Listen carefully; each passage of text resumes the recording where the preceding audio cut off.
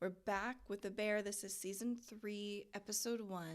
And this episode is called Tomorrow. Damn, the last episode of season 2 was absolutely crazy. It was amazing.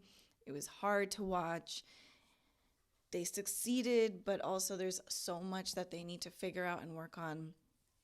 Sydney and Carmi need to have a heart-to-heart. They really need to figure out if they're on the same page. They really need to see some stuff about themselves. Carmi needs to focus on himself right now. I think the relationship aspect is beautiful, and it is a beautiful thing to have a relationship, but it is a responsibility. And as you get older and more experienced in life, you figure that out. And I think that he needs to take a little bit more time for himself. There's still a lot he needs to figure out before he can hold another person's heart without hurting it. And even if he has the best of intentions. But yeah, this seems so dramatic. Part 3. Like, it seems like it's gonna be sad. Oh, so this is just from the other night. It's at Claire's table. He really is a perfectionist. You couldn't tell, but he is, and that's why he kills himself over things. Oh, are we jumping? What's going on? Jump back in time? And now this is Christmas. This is just jumping around a lot, isn't it? I wonder if that was after.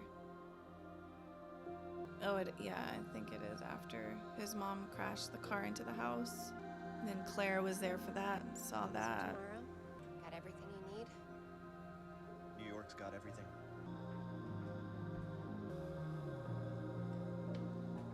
Wrapped in spinach, wrapped in confirmation. Oh, so he did stay with his, I think, cousin? They're cousins? Smell like a goddamn donkey. And this is, oh, okay. What the fuck is this shit? It's way too many components. Anybody got any more sauce we can add to this? We already have a dish with dill in it. You knew that, right? So that's where he learned that from. That's how you do better. Subtract. Alright. Oh yeah, it's so cool that he really worked all around with the best people. Amazing. We can't sleep on Carmen's ability. Like, he's a real deal. And just from where he came from to where he is, it's just, I will always root for him. He's always been like the best of the best. Yeah, and so we get to see, like, he was the chef that he was always trying to one up. Faster, please, chef. Chef, let's fucking go, yeah? Chef, let's fucking go. Got it. Chefs, quiet. Sorry, chef. Wow. That's crazy. It's elderflower, I think. He really, like, he went around the world. He's just around the best chefs. Look at this. It's amazing. Wow. I love radishes. Maybe I'm never gonna see you again. You're gonna see me again. 3 cuts on each side? Exactly, 3 or 4 cuts. Depends. Do we have a problem?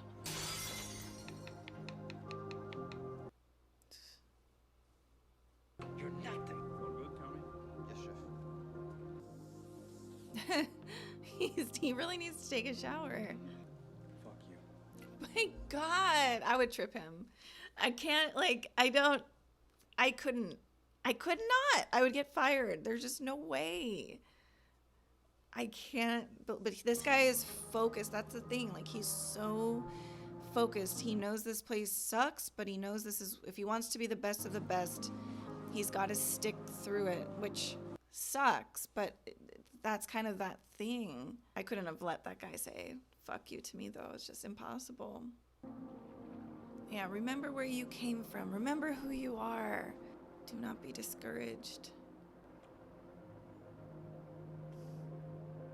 Oh, man.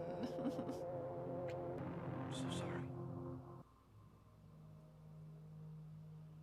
We made it No, you made it. Mm-hmm. with everyone else. I left you alone. So don't let it happen again. It's never gonna happen again. He told Marcus when Marcus said that no, it will. I don't really know what I said, but I know I didn't mean it. Richie?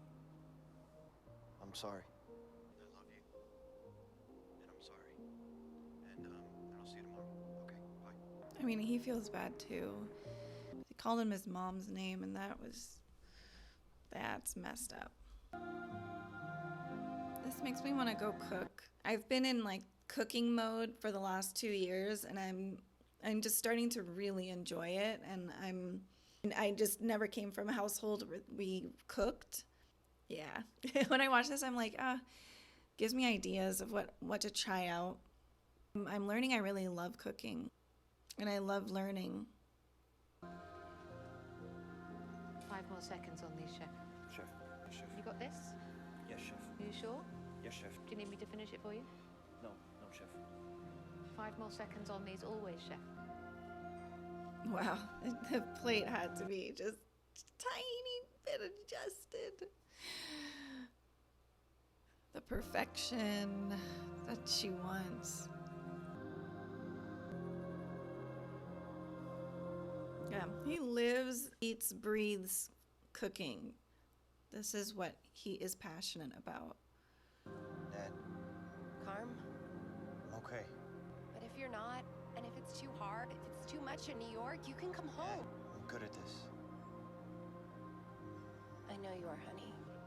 This needs to get good or go away. We're all here for you. Take all the time you need. You don't even need Was to that respond Marcus? So sorry, Marcus. Okay, so his mom did die. What the fuck is that? Why a restaurant? Why not a restaurant? I love that he just randomly pops up here and there. 1, 2, 3. Did you blink? You blink. Oh my god, I lose. And you win. You did it. Oh, and she has to do her work too, and she's feeling like everything right now. It's so hard.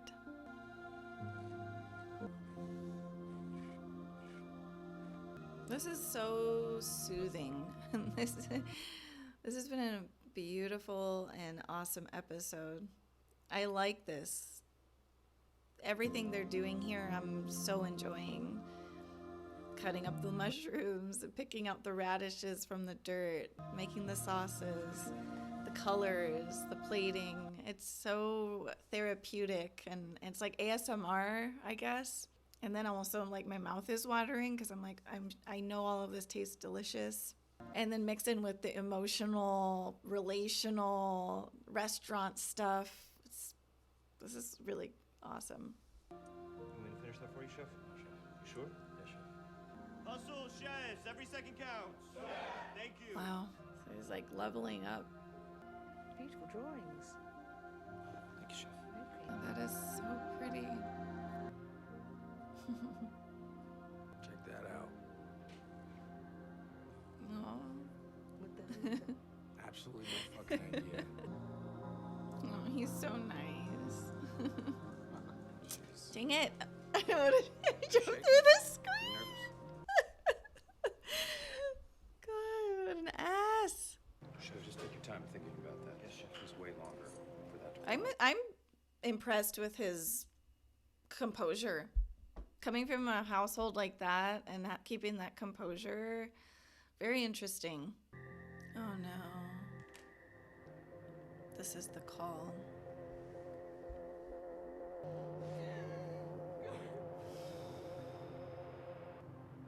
What?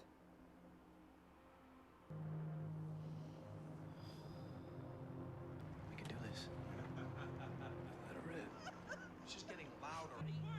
And that was the last time he saw them and his brother.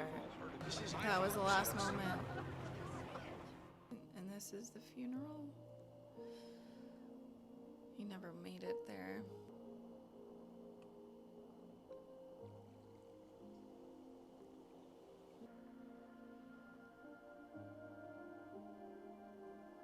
Oh, he was outside the whole time. So he made it. He just didn't go in. This is your brother's house, remember? Where did you work before here?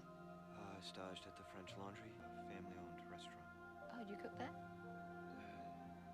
Hung out there.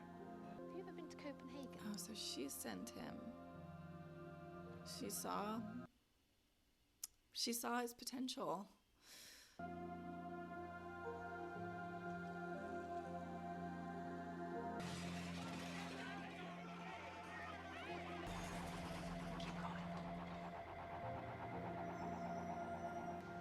Let her rip, Bear.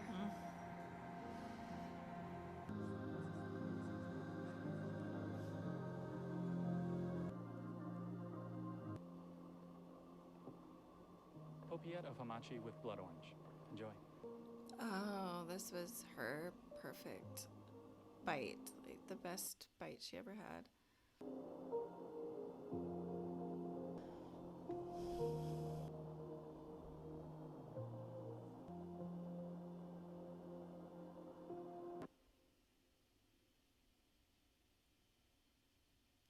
Damn. What an amazing episode. Oh my God. That was beyond amazing. What storytelling.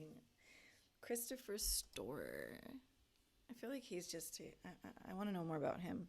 I always am so impressed with like Christopher Nolan, any directors, writers, anybody who's able to get their imagination, their baby in their head onto paper and then onto screen and make it look like the way you envision it to look, and then other people understand it and comprehend it and take it in.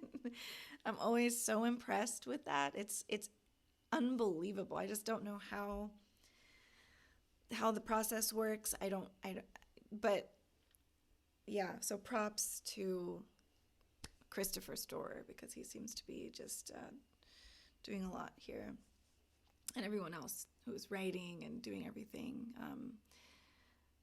filming this. It's so beautiful. Just this episode was the way they just said this whole story. I love it because I feel like last episode it was really, really rough on Carmi, and then this episode was like, okay, let's give Carmi a little bit of like love. Like he's been through hell and he's trying everything in his power to keep his head above the water. He does not want to drown, and his family and where he comes from, people are drowning. His brother finally fell below the water. He's gone. He died. He's not there anymore. He couldn't do it anymore. And it sometimes feels like that when you're in the fight of coming from dysfunction. It's a fight to just keep your head above the water. And some people are keeping their head above the water, but they might have like people below them pulling them down or weights tied on them.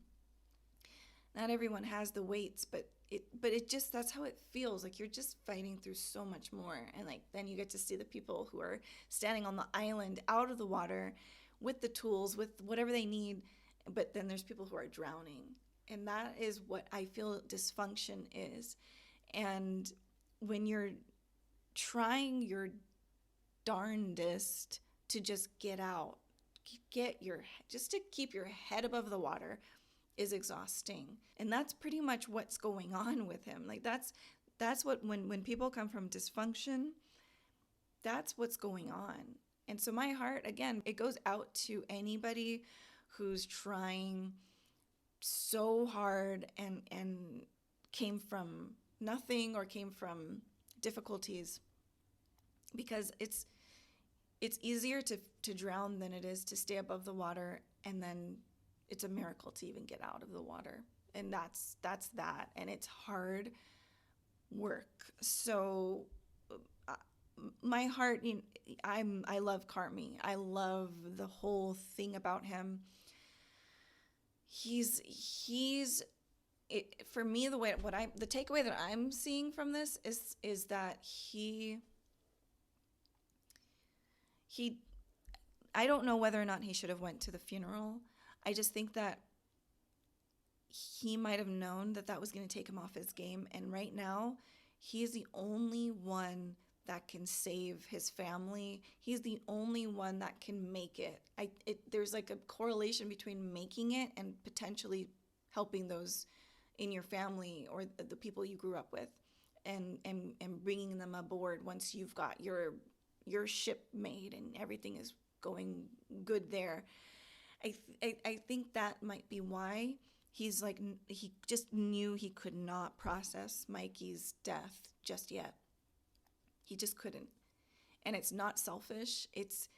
In his world, it is you either die. It's do or die for him. So it's hard because I think a lot of people don't come from that type of environment, and so some people who watch this might think, well, that's really selfish. But I can see it where he's coming from. When you're in do or die, when it all comes down to you. And you just got to keep moving. It breaks my heart. It really does. It breaks my heart because it shouldn't be that way, but it is. And until the world changes, those of us who are keeping our head above the water and maintaining ourselves in the water and bobbing up and down, until the world changes to make it a little bit more fair, it's do or die. That is what it is. That's at the end of the day, that's a lot of people will relate to that. A lot of people have to deal with that and can't really complain about it. You can, but complaining doesn't change it. So just keep focusing. And it's exhausting. It's unfair, and it shouldn't be that way, but it is that way. So I'm very inspired watching this series, very, very touched, and it's just so interesting. And also the thing that's really beautiful is when you really work hard, someone notices. Someone will notice.